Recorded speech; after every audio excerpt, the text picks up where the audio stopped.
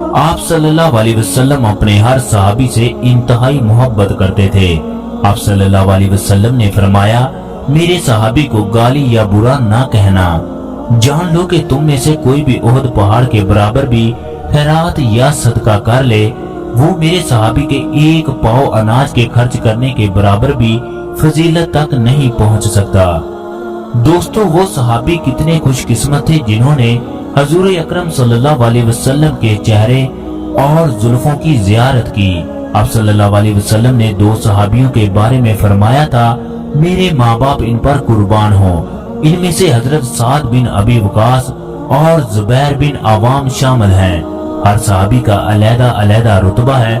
किसी को सद्दीक कहा तो किसी सहाबी को मां कर लिया, किसी को अल्लाह का शेर कहा तो किसी को अल्लाह तबारक व तआला की तलवार कहा और किसी को सखावत का खिताब दिया।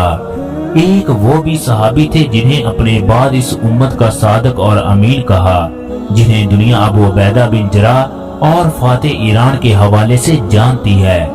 एक सहाबी इतने ज्यादा मालदार थे कि आप सल्लल्लाहु अलैहि वसल्लम ने फरमाया, तू मेरे तमाम सहाबियों में से सबसे आखिर में जन्नत में जाएगा, जिसे अब्दुर्रहमान बिन औफ कहा जाता है। दोस्तों, 1400 साल गुजरने के बाद भी एक ऐसा सहाबी है जो आज तक जिंदा है। दुनिया भर से लाखों की तादाद में लोग इस सहाबी को देखने आते हैं। ये सहाबी कौन है, इस वीडियो में तफसील से बताया जाएगा। इससे पहले अगर आप लोगों ने हमारे चैनल को सब्सक्राइब नहीं किया तो कर लें और इस वीडियो को दोस्तों के साथ शेयर लाजमी कीजिएगा। शुक्रिया। जब हजूर अकरम सल्लल्लाहु अलैहि वसल्लम की उम्र 9 साल की हुई तो आप सल्लल्लाहु अलैहि वसल्लम के चचा अबू तालिब ने शाम की जानब सफर करने का इरादा किया। अहले मक्का उस वक्त साल में 2 दफा तिजारत की गर्ज से शाम का सफर करते थे। गर्मियों में वो शाम की जानब जबकि सर्दियों में वो यमन की जानब जाते थे। इस वक्त कुरैश के सरदार अबू तालिब थे, लिहाजा इन्होंने भी शाम की तरफ सफर करने का इरादा किया। आप सल्लल्लाहु अलैहि वसल्लम उस वक्त अबू तालिब की ज़ेरे कफालत थे। अबू तालिब आप सल्लल्लाहु अलैहि वसल्लम से बहुत प्यार करते थे। वो एक पल भी अपने आप को हजूर अकरम सल्लल्लाहु अलैहि वसल्लम से जुदा ना करते। अबू तालिब की ख्वाहिश थी कि वो अकेले ही इस सफर पर रवाना हो, लेकिन आप सल्लल्लाहु अलैहि वसल्लम ने अबू तालिब के साथ जाने का इसरार किया।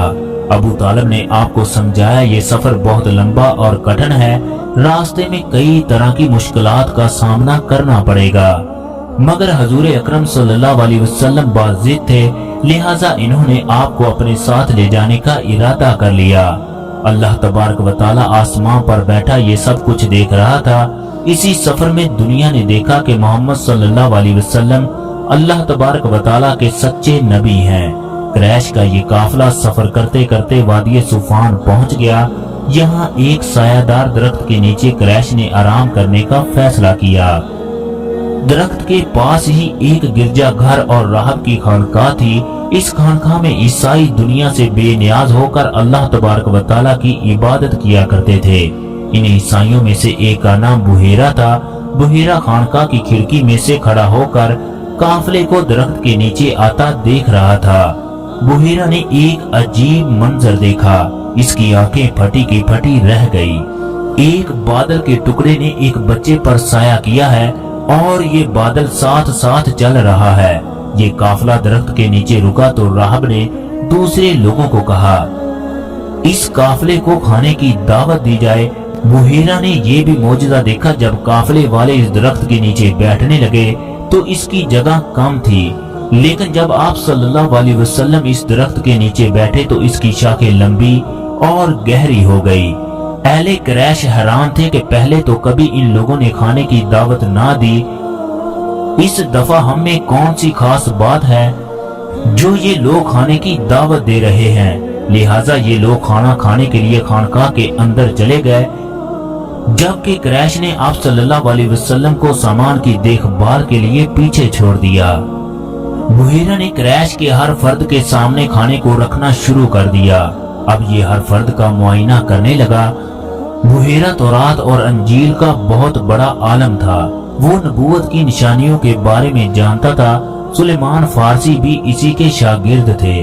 बुहेरा को अपने सामने बैठे मेहमानों में कुछ खास नजर ना आया। चनाचे इसने खाना खाने वालों से पूछा, कोई ऐसा फर्द तो नहीं जो इस जगह मौजूद ना हो।